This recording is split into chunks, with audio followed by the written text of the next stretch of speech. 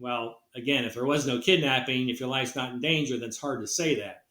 So I use the word actually, that would be the end. Now, the word actually always means a person's making a comparison in their mind. He's comparing, that would be the end with.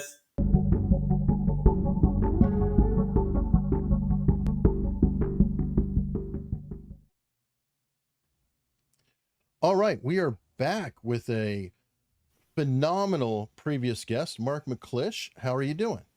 I'm doing fine. Thanks, Eric. It's been a while. It's really good to see you back, and I'm so excited to have your partner on, Mark Carson. I've got to keep track of Mark and Mark and Mark and Mark, but Mark Carson, how are you? Doing well. Thank you, Eric. Now, I was super excited to find you, Mark, because you followed me on LinkedIn, and I always check. It's like, who's the company? What's going on? Just, very subtle things. And I saw Deceptio.AI. What is that?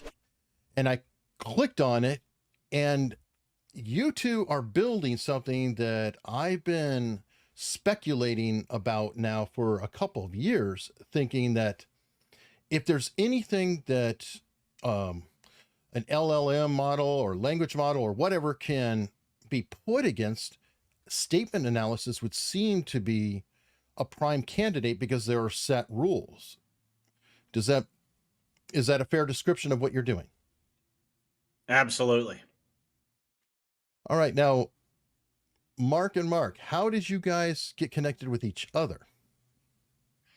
I'll make this as brief as possible. So, in a previous life, I did enterprise sales. And one of the things that I was gauged upon my success within the company was my forecast accuracy. So, we have a saying in the software world, buyers are liars. So, at the end of every quarter, I had to forecast. I was a very large international publicly traded company. And part of my compensation was tied to my ability to forecast accurately. I asked a simple question of my prospects: are we going to make a deal this quarter or not? A lot of times they said yes. A lot of times they didn't know. The ones who were the in between, those are the ones I was a little bit more curious about. So I started educating myself on how to detect deception based on what somebody was telling me. Went out, did some research, found this smart gentleman sitting here with us right now, read one of his books. It improved my forecast accuracy so much that I began to implement it in my daily work on how to determine if someone was either being truthful to me or not. It's really as simple as that. Then COVID came along, and I read an article about a company that an employee had called in, and he said, "Hey, I got COVID. I can't come in." So this was during the early stages. Company shut down. I think they spent around $150,000 in disinfecting their premises. Long story short, they come to find out this guy just wanted a 2-week vacation. So I thought to myself, it would be interesting if their HR department had some means to take a statement from an individual and say, why do you want to get off work? And it tell them, hey, maybe he's not being truthful with us or not. So I reached out to Mark, never met him before, read his book, and lo and behold, he responded. And here we are 4 years later. Fantastic. Now, Mark McClish, had you planned or thought about the utilization of statement analysis for these scenarios like sales, as he just mentioned, or HR applications, or are these expansions beyond what you initially were considering? They are expansions beyond what I was doing. My focus primarily was law enforcement type investigations. I had a program called the Statement Analyzer, which is similar to Deception, but it's very basic. And Mark had saw that program, asked me about, can we refine it, improve upon it, also gear it towards HR and other areas. And I said, sure, we could work on that. And that's what we've been doing the last, really 12 months now, is trying to fine tune it and make a much better program, Deceptio, than the simple program I had on my website. Okay, now I'm curious, because obviously you're refining it, fine tuning it, things like that. Where would you say it's at this point in terms of, are you going to be out of a day job tomorrow? Or is this a supplemental tool where it can maybe help you cut through some noise, but you still need to go behind and check it? Well, the program itself, it's still in the beta stages. We're still working on it. getting people to sign up for our free trial to use it for 30 days so we can get some feedback. But the ultimate goal is that it helps any interviewer, whether it's law enforcement, human resources, to help you to determine if a statement is true or false. And what it'll do is it'll point out some possible deceptive language.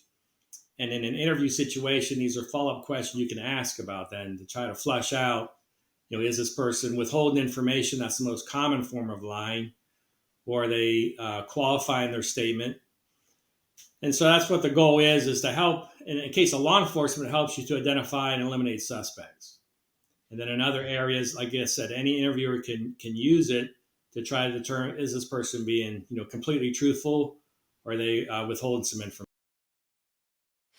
What are your thoughts on the technology itself? Like, do you have a list, and this is for both of you, if you will, of advantages and disadvantages of using AI for this process versus being a practitioner? Yeah, absolutely. And to expand on the point you made or the question you asked earlier, it's definitely an augmentation tool that anyone can put in their toolbox and help automate what's traditionally been a very manual process. For example, if you need to go cut your grass, it's a lot quicker to use a mechanized piece of equipment like a lawnmower versus a pair of shears. So we're not going to be replacing anybody's jobs, because that's really the big buzz that you're hearing around AI today. But it certainly is designed to augment the individual's work capabilities, reduce the time that they spend on those manual processes, and the benefit and value to a company or a law enforcement agency is that lowers that labor unit cost dramatically, frees up that investigator or that detective's time to focus on other critical aspects of the investigation. And Mark can tell you much better than I can, but this is a critical component within any investigation. The first thing that happens is you identify suspects. And then through process of elimination, which is the interview process, as you well know, we determine whether or not this is someone that's going to remain a person of interest, or we just release them. So it is designed to streamline that process and help them move to the next stage of the investigation as quickly as possible. But the bigger benefit is we have taken Mark McClish and we've turned him into an AI. So you've got an advanced protocol for being able to determine if deception is present in an individual's statement based on 26-year veteran in the field who had 9 years training at a federal facility for state, local, and federal law enforcement agencies. And the benefit for that is another example where I met with a detective last week. He had just come straight off of statement analysis training. So it was his first exposure to it. So imagine taking a tool like Deceptio, being able to hand that to a first time detective who's just gone through statement analysis, and how much more effective, efficient, and accurate he's going to be by having a tool like Deceptio. Is it also potentially good, because I would argue we all have our own biases, and we may project into statements, however, inadvertently? Does the AI help prevent some of that, Mark McClish? Yeah, it has no emotions to it. So it's just simply analyzing a statement. It doesn't need to know anything about the person, even what the statement's about. Just simply, give me a statement. The program's going to analyze it and tell you what it finds. Now, I may identify language that is justifiable, and it'll point that out. Look to see, should that language be there or not. In other cases, it'll point out language that is flat out deceptive, no matter what type of statement it is. But it's very I like that. unbiased. Okay, I like that concept too, that it's not even human. It's not even able to extrapolate whatever it's about. It doesn't know if it's a crime. It doesn't know if it's a job application. It doesn't know if it's a sales sheet. It's just saying language is deceptive or not deceptive. Would that be fair? Yes. Too often in the interview process, we're listening to somebody and they sound like they're very believable, and maybe even their body language is okay, but they're still being deceptive, but we don't realize it because other factors influence sometimes our decision. But if you focus purely on the language, how they phrase their statement, the words they're using, then you can get to the bottom of it. Are they being truthful or deceptive? And that's what Deceptio does. I just thought of that, and I don't know if you're already doing it, but in terms of mass influx of information, have you both looked into job applications where they write an essay at the end of the application, or whatever it is, that why are you a good fit for this job, and what kind of, like you could have a stock set of questions and they could write them out, and that would potentially enable HR to go through 1,000 applicants without looking at a single one, to, just kind of like a green check. Is that something viable? Hey, Eric, we're going to hire you as a sales guy. That's a perfect question. Um, I've actually spoken with a few recruiters, and specifically recruiters who recruit for top secret positions. And this is one of the processes that they take applicants through. So you can imagine, I guess, especially in today's day and age where the job market is rife with individuals out there looking for opportunity, recruiters are being inundated with resumes. So one of the things that I've talked with a particular recruiter about is have an individual submit an essay, the traditional, why are you right for this job? What is it about this job that you find appealing? Tell us a little bit about your history. They can quickly analyze whether or not this individual is a trustworthy person, and those are going to help. That ability to make that analysis quick and on the fly is going to help them eliminate potential prospects that they want to bring in for very high classified positions. Cool. Happy to hear that it's something that is out there. And I guess that's where I see AI coming in, is to do heavy lifting. Well, I'm going to guess that, especially when it gets into law enforcement, things like that, Mark McClish, you would want the tool to give you a report, but then still follow up and actually look at it yourself after the fact, correct? Yeah, we're not going to convict somebody or send them to prison based on the analysis, but it points out possible areas of deception. It allows the interviewer to ask, again, follow up questions, ask them more questions about it, and hopefully get to the truth. I mean, ultimately, if you have a guilty suspect that you're interviewing, you hope to get a confession. That's what you're hoping for. And so that's what it just helps point out things an interviewer maybe missed during the interview that you need to ask some follow up questions about. One question I have on this, because from what I understand, it's currently all typed in information. So you can cover typing everything in and even misspellings.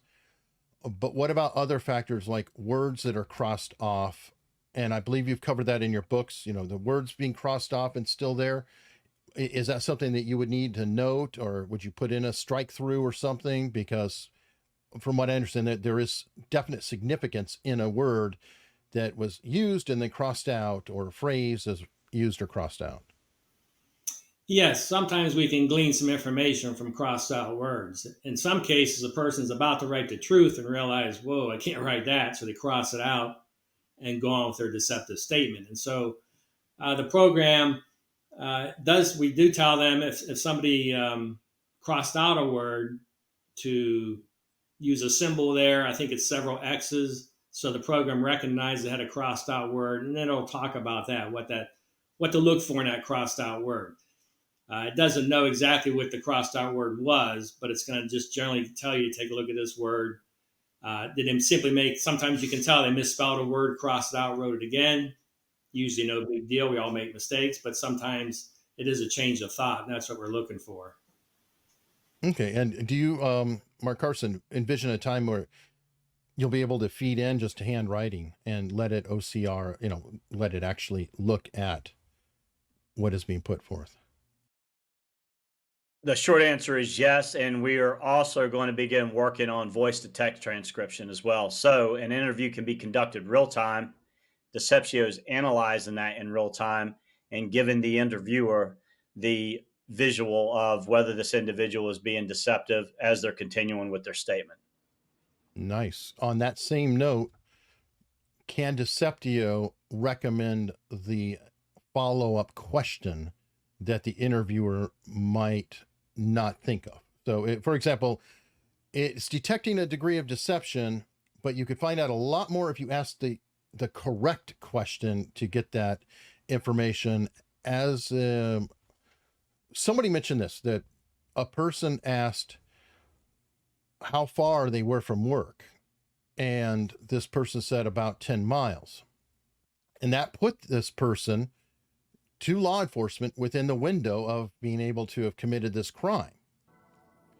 Problem is that the 10 miles is actually in urban Los Angeles. And 10 miles in Los Angeles takes about 90 minutes to travel or traverse. So that was actually a perfect alibi, but everywhere else in the country would leave them still being a target. So the follow-up question that was asked, this is a friend of mine, Susan Ibitz, who put it out. She asked, not how far, but how long was your commute to get to your house? Is that something that is put in there, Mark McClish, or something that could be useful? Well, it definitely could be useful. And the program does, if it discovers that somebody withheld some information, used language, later on, we went to Bob's house. Well, the phrase later on means they skipped over something in their story. It's going to point that out and tell you need to ask, what else was he doing before he went to Bob's house? So it does give some cues, things to ask for, follow-up questions, depending on what language it sees. There's certain language.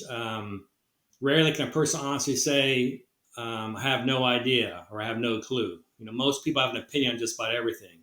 It doesn't mean they know what happened, but they have to have an idea. So if a person uses a phrase like that, it's going to tell you, rarely can a person honestly use a phrase like that. They do have some information, maybe not the information you're looking for, but you still want to ask some follow-up questions about it. So we'll kind of fine tune and tell you what follow-up questions you want to ask to hopefully get additional information. Well, awesome. Now, Mark Carson, I think you are sharing a screen with the actual tool right now, and I think you have a letter that was sent in or some sort of note that you could show us how it works. Yeah, happy to do that. So I've simply gone to our website, Deceptio.AI. In the top right, you just simply click sign in, enter in your credentials, and I'm going to go on and paste in this statement by this individual. It's a pretty easy to run tool. You don't have to have any training on this. Okay, what is the statement about generally?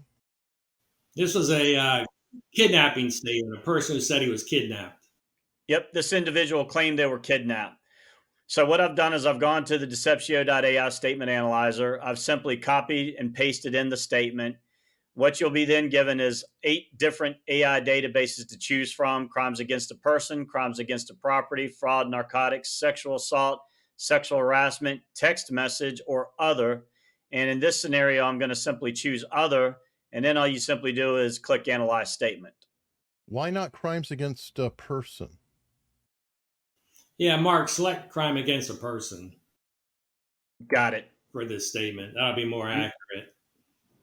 So what I've done is I've gone and logged into the Deceptio.AI statement analyzer. I've copy and pasted the statement in here, which is a specific statement about a false kidnapping claim. Once you paste it in, you can choose between 8 different databases on what the potential crime may be. In this scenario, this is going to be crimes against a person, but you have 8 other options that you can choose from. Then you simply tap analyze statement. Deceptio will quickly analyze it, and it gives you a probability of truthfulness. And our rule of thumb is anything under 85%, we're going to consider a deceptive statement. So we highlight that for you at the very top here, and it says that this is a deceptive statement and that there are areas that you want to look at within the statement.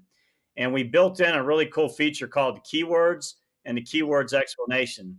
So as I highlight each individual keyword, it'll show you where they occur within the document. And to Mark's point earlier, it gives suggestive reasoning and logic behind why they may be using that, which further leads the individual interviewer to ask additional follow-up questions. So I can go through and see what these individual keywords are that Deceptio has highlighted and what their relevant meaning is down here in the keyword explanation. Can we go through that? Because I love this as a potential learning tool. Like I might read Mark's book, but then this tool, I'm wondering if I couldn't use that for practice, especially if I was to get a hold of statements of, shall we say, crimes that have already been solved or concluded, because then you can really test yourself. whether they Yeah, were absolutely. innocent or not. So let's just start from the top. I mean, what do they mean by with? What is this about? Well, the word with always indicates distance within a statement. You'll see something before the word, you see something after the word. The word with separates them. So what we're looking for is should there be distance within that statement? And the very first line, can you read that first line there, Mark? On Friday morning, approximately 0500, I was awakened with sharp pains in my stomach. All right, so use the word with in regards to pains in the stomach. Now, a Mhm. better statement would be I was awakened by sharp pains. That lets us know exactly why he woke up. But he used the word with, which indicates he's creating some distance from his sharp pains. And it turns out he didn't have any sharp pains. He was making up this story about going to the Navy sick call to get away from his wife. He spent the day with his mistress, is what he did. And this was the best story he could come up with for where he was all day. But right off the bat, he used the word with. It doesn't always mean deception, but it indicates distance. And we're looking to see, is that distance appropriate? So where it's Uh, not deception, would you say I saw Bill with Sally? we use the word with every day, and that's an appropriate way to use it. Um, if a person says, I went on vacation with my wife, there was a problem there. It should be my Mhm. wife and I went on vacation. And so Right. we're looking to see, is that distance appropriate? And a lot of times it is, but sometimes it isn't. And so, again, it's going to lead us to ask them additional questions if they use the word with inappropriately. Okay, that's why I used that example I did. I was thinking that because I don't know them, I'm not with them, I'm observing them, that distance might be relevant. Yeah, and that's probably why you use the word with, because you're not associated with them, but in this case, maybe you saw them. The second word to highlight was relationship. And what it talked about was he referred to my wife. And it's good to use the pronoun my versus the wife, but he didn't properly introduce her. When you're out and about with a friend, you're into another friend, the proper thing to do is introduce each other, your two friends to each other if they don't know each other. It's the same way in giving a statement. My wife Cindy, my wife Cheryl, but he doesn't properly introduce her. Doesn't mean they're going to get a divorce, but there's a reason why he didn't properly introduce her. And of course, in this case, it turned out he was having an affair. So it just gives us a little insight as to maybe they are having problems in their relationship. But it identified that he mentioned somebody but didn't properly introduce that person. Would it be fair for me to say that it's not the strongest red flag in the entire thing, though? Oh no, that's not the strongest red flag. And the deceptive indicators are weighted. So something like this would be weighted very low. It would give maybe like a half a point towards deception, versus other things that may be a little bit stronger. Mark, go down to passing of time. And what phrase was that? I can't read that. It says, after a while, I was waiting on at the light at Monroe and Lafayette. Okay, so he used the word after, which indicates passing of time. He skipped over something in the story. And there are other phrases such as later on, the next thing I remember. And so we want to recognize that eventually, when he's done giving his statement, we're going to back him up in his story to try to find out what was going on before he arrived at that intersection. And so just recognize the use of the word indicates a passing of time. Is that also called a bridge statement? Some people call it bridges. Yeah, it takes you from one point to another point, from point A to point C, but you skipped over point B. I just refer to it as a passing of time or spanning time. On that same note, I believe in your book you had written, or in books, that the amount of time for any part of the story is very relevant too. Yes, most stories will be comprised of a before segment. They tell us what was going on before the incident began. Then they talk about the incident itself. Then they talk about what happened after the incident was over with. And how much time they devote to those three segments gives us a pretty good idea if it's a truthful or deceptive statement.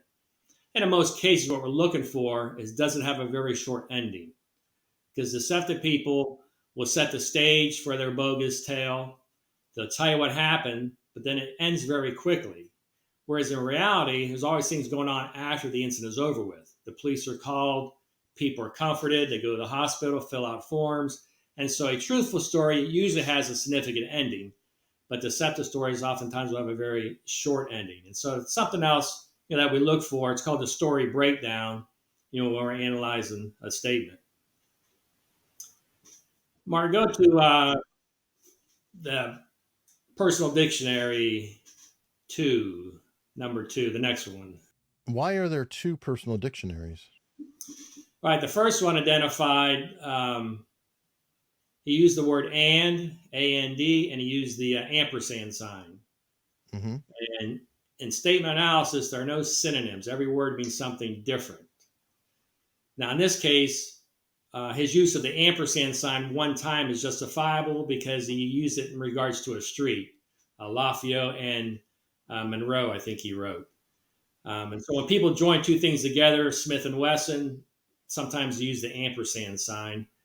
But if a person uses the word and then also use the ampersand sign to join things together, it's an indication of possible deception.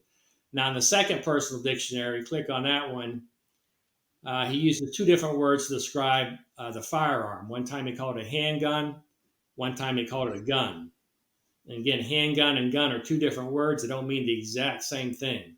It may refer to the same firearm, but doesn't mean the exact same thing. So it's a possible indication of deception. And what we're looking for, and what we tell them in the box down there, is that look to see if there's a justification for the change in language.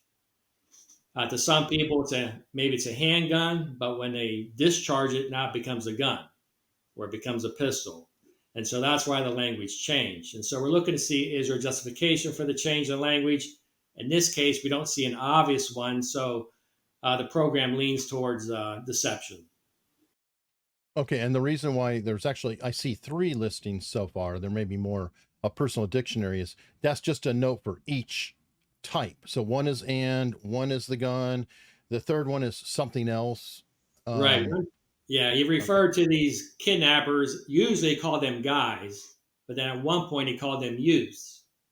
Well, again, if it's a truthful statement, people usually will use the same language. To that person, if they view these suspects as being guys, they'll always call them guys. They won't call them men or boys or youths. And so there's a reason why that language changed. Again, I don't say justification for it, so he leaned towards deception, that he's making up the story. Okay. But every time it sees a different change in language, it points it out individually. How are the keywords ordered, Mark Carson, to, for the display? There's a kind of order on the right. I'm curious. Is it saying width is the most significant thing, and so it's first, or is it random? How is this presented? Why in this order? I believe it's in the order that it identifies it within the statement. Okay, so chronological. Yep, the first occurrence of each one, and then it follows. Okay, and you had mentioned that there's different weighting, Mark McClish. Is that represented somewhere, or is it just something That's our secret sauce? Oh, okay. Yeah, no, that's not represented in the display.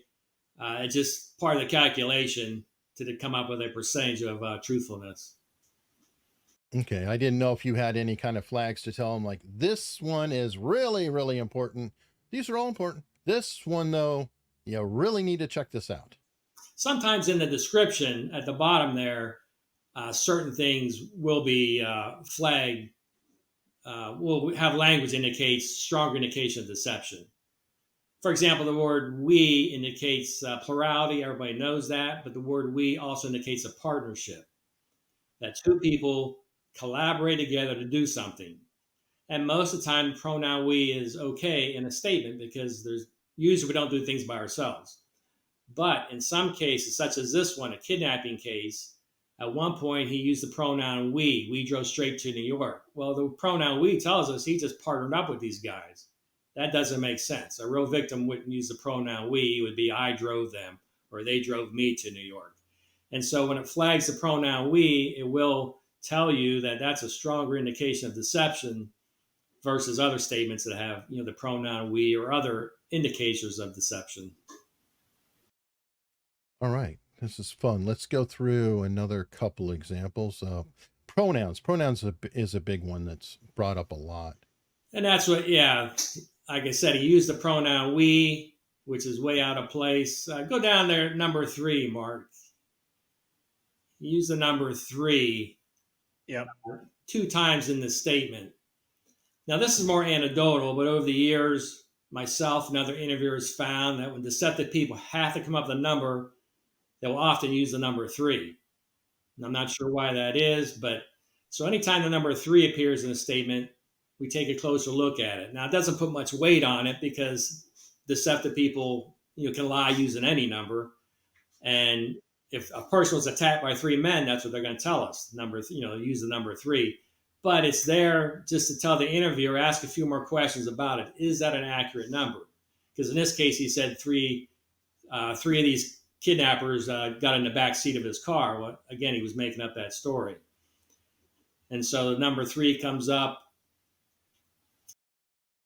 Yeah, that's a problem too, because why would you, just looking at the mechanics of it, I already have a problem. Why would all 3 of them get in the back of the car? Wouldn't one be by your side? Because it looks odd having 3 people in the back. And if we're trying to kidnap somebody, I would think you'd have better coverage if they're on the right and in the back. But I guess that's a side element. That's more of your law. Yeah, no, but that's something we definitely take in consideration. The mechanics of it that he described just doesn't really work out too much. It seems like an opportunity could have drove away at one point. Yeah. I mean, that just would seem to be weird. Anecdotally, the number 3, I'm wondering if it's just because of culture. I don't know if you've looked into different cultures, if it's common, but like, in the US culture, there's a Holy Trinity. There's a lot of 3s that are very strong and symbolic. Even in writing good sentences, we tend to use A or B or C, and not 4 and not 2. Well, 2, but then 3's got a good rhythm to it. And I'm not sure if that might be it, especially if you're presenting a fiction. It's possible. It's ingrained in us to do things in 3s. Like people say, trouble comes in 3s. And so when using a number, sometimes that's the number that pops into our head if we're making up a number. If it's come from memory, whatever number it was, that's the number they're gonna tell us. But yeah, when deceptive people have to come up with a number, oftentimes they'll use the number 3. Now, though, there is one exception to that, and it has to do with alcohol. And every police officer. How many drinks? Right. It's number 2. Only one. I only had a couple drinks, officer. So with alcohol, it's number 2. But yeah, listen for that number 3. Good point. Okay, let's do one more, and it's one that I always found fascinating. Actually. All right. What he used the word actually, he said, I actually thought that would be the end. Now, one, we're not sure what he's talking about when he says the end of the kidnapping or the end of his life. That's what it sounds like he's alluding to, that they're going to kill him. Well, why allude to it? Why not say, I thought they're going to kill me? Well, again, if there was no kidnapping, if your life's not in danger, then it's hard to say that. So I use the word actually, that would be the end. Now, the word actually always means a person's making a comparison. People use the word actually to emphasize something, that's fine, but also means they're making a comparison in their mind. He's comparing that would be the end with something we're not sure. And that's what you're looking for. If you don't know what they're comparing, then you have undisclosed information. As opposed to, did you buy a new car? And the person says, actually, I bought a new truck. Well, by using the word actually, they're comparing truck probably with car. My friend suggests I bought a car. And essentially what they're saying is, no, I bought a truck. And so we see the comparison there. But in this statement, I actually thought that would be the end. We don't know what he's comparing. So it's an indication that maybe he didn't think it would be the end, which turned out to be the case. What would be a good follow-up question for that? For the use of the word actually? Mm-hmm. Well, we realize he's making a comparison. There's a very good chance he wasn't kidnapped. So we start asking more questions about that area of their statement, about his fear of what he's alluding to again, of being killed. So we ask some more questions about that, and to try to, to see if he'll crack, to see if he'll admit he was making it up, or to get more deceptive indicators that no, he wasn't, his life wasn't in danger at that point in his statement. Nice. Well, this tool is completely fascinating, and Mark Carson, you've shown me some things on the side. I'm hoping that we can maybe revisit this and look at some of it more publicly. For example, I did an interview with Carol Baskin, and a lot of people have questions about what occurred with her. And I believe you analyzed it, and maybe either one or both of you can come back and can we look at that actual statement since we have the interview and people can compare it for themselves? Yeah, that's a possibility. All right. Well, both of you, this looks fascinating. When is this going to be rolled out in final form? Well, it's available now. As you can see, it functions, and it functions well as designed. So we still have some fine tuning that we're doing as far as the capabilities on the additional and features enhancements. But it's available now. You go to Deceptio.AI. You can register for a 30-day free trial and begin using the tool now. Awesome. I'll definitely put a link in the description. And thank you both so much. I look forward to seeing what's coming up next.